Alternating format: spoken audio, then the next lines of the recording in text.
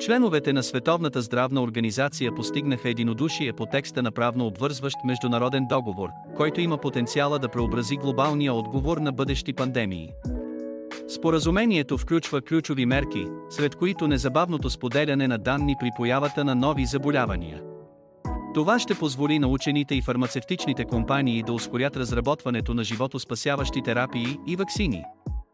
За първи път в историята си Световната здравна организация ще разполага и с правото да наблюдава глобалните вериги за доставки на жизнено важни медицински консумативи, като маски, предпазни облекла и друго критично оборудване.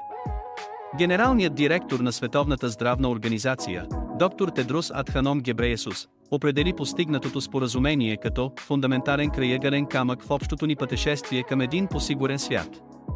Той подчерта, че постигнатото съгласие е ярък пример за това как, въпреки геополитическите разделения, страните могат да се обединят около обща цел и да предложат съвместен отговор на глобални заплахи. Правно обвързващият пакт е резултат от 3-годишни интензивни преговори между държавите членки.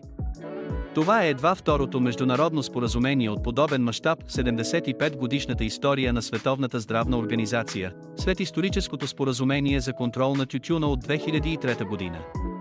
Очаква се официалното му приемане по време на предстоящата Световна здравна асамблея. Съгласно договорените условия, страните ще бъдат задължени да гарантират справедлив и равноправен достъп до медикаменти, свързани с пандемии. Производителите на ваксини, терапии и диагностични средства ще трябва да предоставят 10% от производството си директно на Световната здравна организация. Още 10% ще се предоставят на достъпни цени.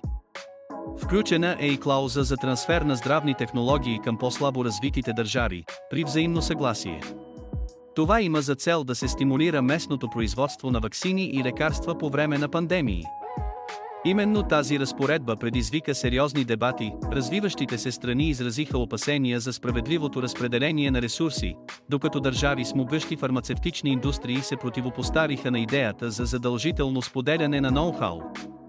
В основата на споразумението стои система за достъп до патогени и споделяне на ползи.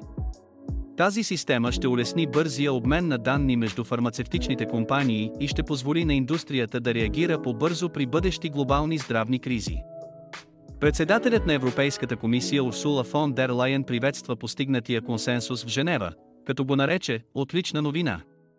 Тя припомни, че пандемията от COVID-19 е дала важен урок, че бързият достъп до тестове, терапии и ваксини е от решаващо значение за ефективната борба с пандемиите.